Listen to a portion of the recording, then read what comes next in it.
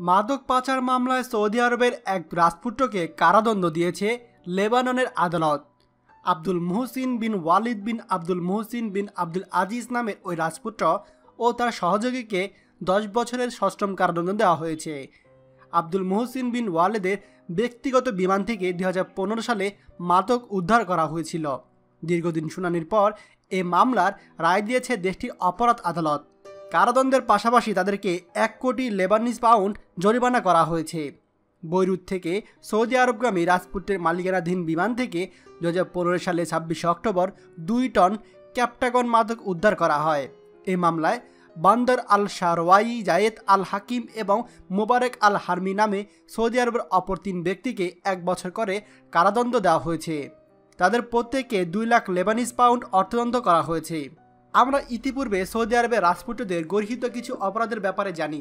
যেমন আমরা জেনেছিলাম সৌদি আরবের এক রাজপুত্র তার স্ত্রীকে নিয়ে অশ্লীল অপরাধমূলক কার্যক্রম করেছে। রাজপরিবারে এগুলো কিন্তু প্রথম নয়, কিন্তু তারপরও স্বয়ং বাদশাহ সালমান বিন আব্দুল আজিজ কেনই বা রাজপরিবারের সদস্যদেরকে এসব বিশেষ সতর্ক করছে না, সেটা কিন্তু অনেকটাই ভাবার বিষয়। আশা করব সৌদি আরবের রাজপরিবারের সদস্যরা রাজপরিবারের ভাবমূর্তি ঠিক রাখার জন্য এই সমস্ত গর্হিত অপরাধ করা থেকে বিরত থাকবে, যাতে করে বহির্বিশ্বে সৌদি আরবের সুনাম অটুট থাকে। ভিডিওটি খুবই গুরুত্বপূর্ণ, দয়া করে সবার সঙ্গে এক্ষুনি শেয়ার করে সবাইকে জানিয়ে দিন। আর আপনি যদি আমাদের চ্যানেলে নতুন হন তাহলে আমাদের চ্যানেলটি এক্ষুনি সাবস্ক্রাইব করবেন সৌদি আরবের সকল গুরুত্বপূর্ণ খবর সবার আগে পাওয়ার জন্য। ধন্যবাদ। বাংলাদেশের প্রথম প্রবাসী নির্ভর ভেরিফাইড ইউটিউব চ্যানেল TJN24, তাই দেরি কিসের, এখনই আমাদেরকে সাবস্ক্রাইব করুন।